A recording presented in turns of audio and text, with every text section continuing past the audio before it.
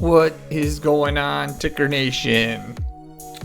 Welcome. Guess we're not doing a fitness video today, but what we are doing is we're just going to go over our training zones again. I did a video the other day and talked about fuel utilization and what was going on in each one of those different training zones. But I didn't really talk about oxygen consumption, CO2, exhale, stress, all that kind of stuff. So I thought I'd just kind of briefly take a minute to talk about that, what is going on within each one of the zones, so you kind of get a recognition of the purpose and the point behind training in each zone. So we'll start with zone 1, which is in blue on your screen, and that is essentially just recovery, or that's kind of like living day-to-day life, standing up, sitting down, walking, talking on the phone, driving your car. For this individual, that's up to about 100 beats per minute. Relatively what I would call not resting, but casual work, just moving around daily life.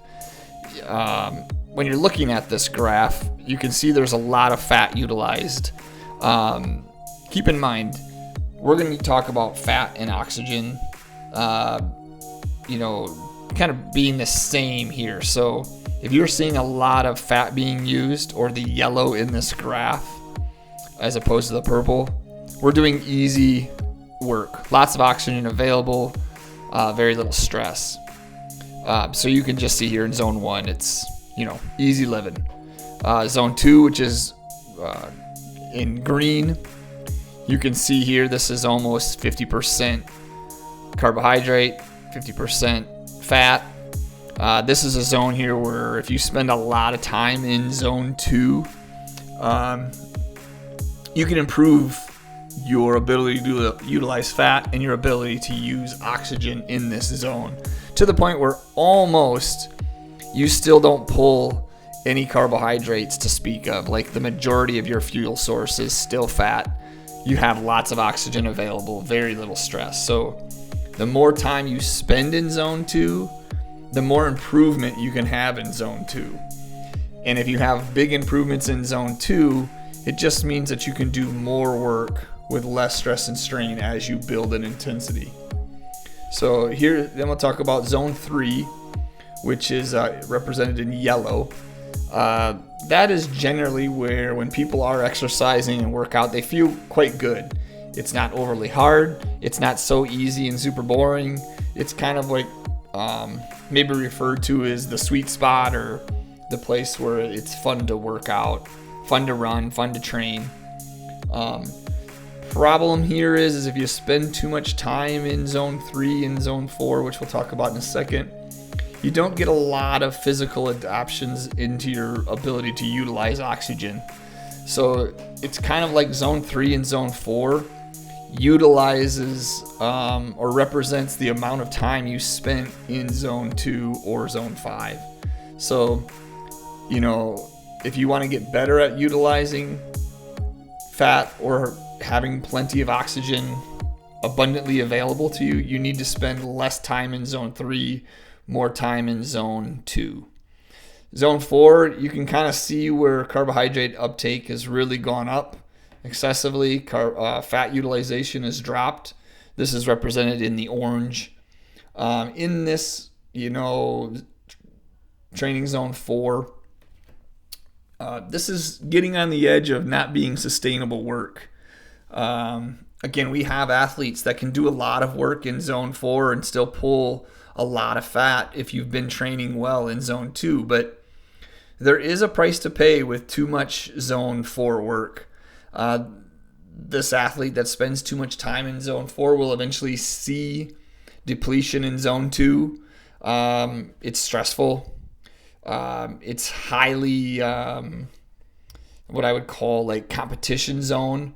It's where you go to really do a lot of work and to challenge yourself.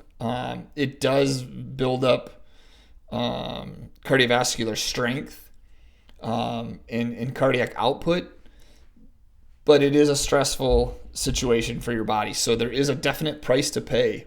If you spend too much time in zone 4 and zone 5, you really can deplete your body's ability to utilize oxygen as its primary fuel source, or fat as its primary fuel source. You actually train your body to do more work with less oxygen, which creates, the use of lactate as energy fuel source, which encourages a lot of stiffness, a lot of soreness.